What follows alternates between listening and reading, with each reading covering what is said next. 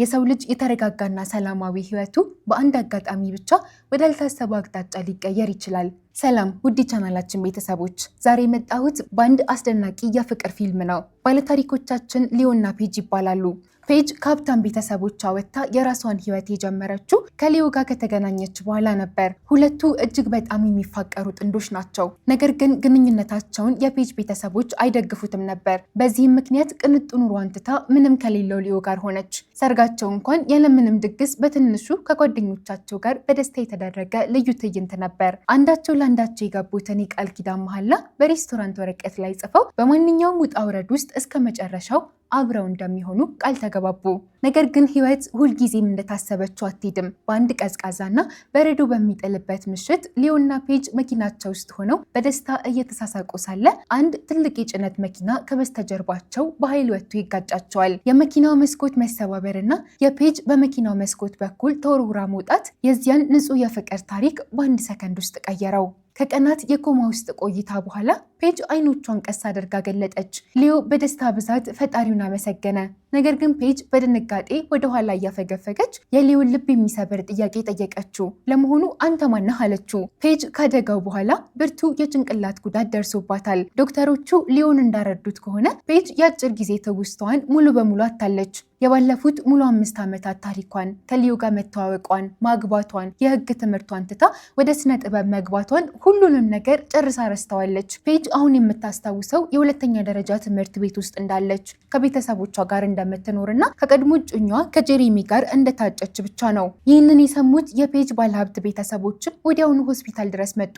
እነሱ ድሮውንም ቢሆን ልጃቸው ፔጅ እነሱን ትታ ፍቅርን መርጣ ከድሃው ሊዮ ጋር መኖሯን አይወዱትም ነበር። የተፈጠረውንም አደጋ እንደ አንድ ትልቅ እድል ቆጠሩት። ሊዮን እንደ ባዕድ ሰው እያዩት ፔጅን ወደ እውነተኛው ቤታቸው ወስደው ለማከምና ወደ ድሮ ህይወቷ ሊመልሷት ሞከሩ።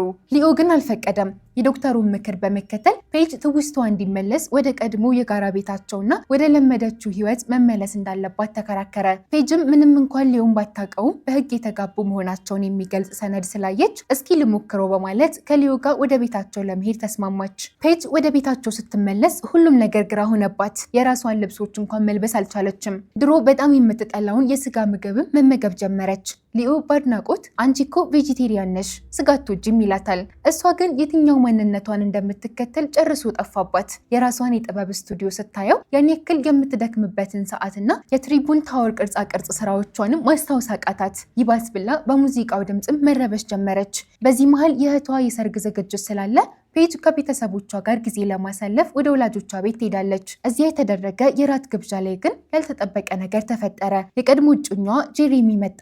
ጄሬሚ አሁንም ፔጅን ይወዳት ነበርና እሱን ማስታወሷንና ሊዮን መርሳቷን እንደ ትልቅ አጋጣሚ በመቁጠር እንደገና ወደ ህይወቱ ሊመልሳት መሞከር ጀመረ። ፔጅም ከሊዮ ይልቅ ከጄሬሚና ከሁለተኛ ደረጃ ትምህርት ቤት ጓደኞቿ ጋር ስታወራ ይበልጥ ነፃነት ይሰማት ጀመር። ይህንን የሚያየው የሊዮ ልብም በየቀኑ ይደማ ነበር። ሊዮ ግን በቀላሉ እጅ የሚሰጥ ወንድ አልነበረም። እሷ እኔን ብትረሳኝም እኔ ግን እንደ አዲስ በፍቅር እንድትወድቅ አድርጋታለሁ ብሎ አሰበ። እናም ልክ መጀመሪያ እንደተዋወቁ አድርጎ ለአዲስ የፍቅር ቀጠሮ ጋበዛት። ወደ ከተማ ወሰዳት። ድሮ የሚወዱትን የቸኮሌት ጨዋታ ተጫወቱ።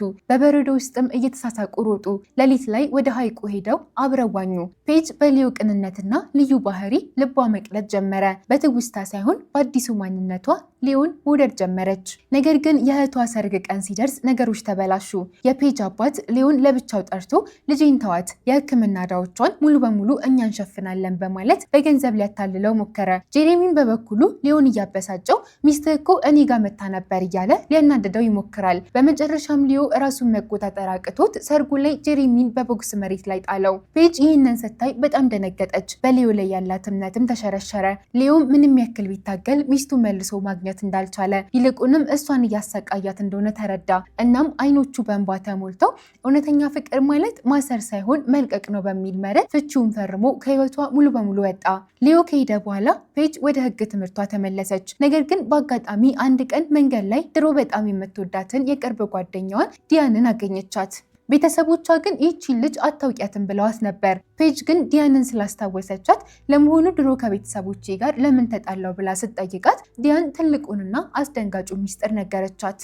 የፔጅ አባት በትዳሩ ላይ ከእሷ እኩያ ከሚሆኑ ሴቶች ጋር ይማግጥ ነበር። ፔጅም ይህንን ክህደት በዓይኗ ስላየች ነበር ቤተሰቦቿን ጥላ የጠፋችው። እናቷ ሪታ ግን ይህንን የአባቷን ጉድ ለመሸፈንና ቤተሰቡ እንዳይፈርስ ስትል እውነቱን ደብቃ ይቅር ብየዋለሁ አለች። ፔጅ ቤተሰቦቿ በአደጋዋ ተጠቅመው ያለፈው ታሪኳን እንደዋሿት ስትረዳ ከፍተኛ ክህደት ተሰማት። የኔም ማንነት የሰራው የውሸት ህይወታችሁ ሳይሆን የራሴ ምርጫ ነው በማለት የህግ ትምህርቷን በድጋሚ ጥላ ወጣች። ልክ እንደ ድሮ የራሷን አፓርታማ ተከራይታ ወደ ጥበቡ ዓለም ተመለሰች። አሁን ከአደጋው ከብዙ ወራት በኋላ በአንድ ዝናባማ ምሽት ፔጅ በከተማዋ መንገድ ላይ እየተጓዘች ሳለ ከሩቅ አንድ ሰው አየች። ሊዮን። ፔጅ የድሮ ትውስታዋ ሙሉ በሙሉ ባይመለስም ነገር ግን አዲሱ ማንነቷ ያንን ንጹህ ሰው እንደገና መረጠው። ወደ ሊዮ ተጠግታ ሰላም አለችው። ሊዮ በአድናቆት አያት። ፔጅ እንዲህ አለችው፣ ለመሆኑ ድሮ የምንሄድበት ያ ቆንጆ የራት ቦታ የት ነበር አለችው። ሊዮ ፈገግ አለና እጇን ያዛት። ትውስታዋ ባይመለስም ፍቅራቸው ግን እንደገና ከአዲሱ ተጀመረ።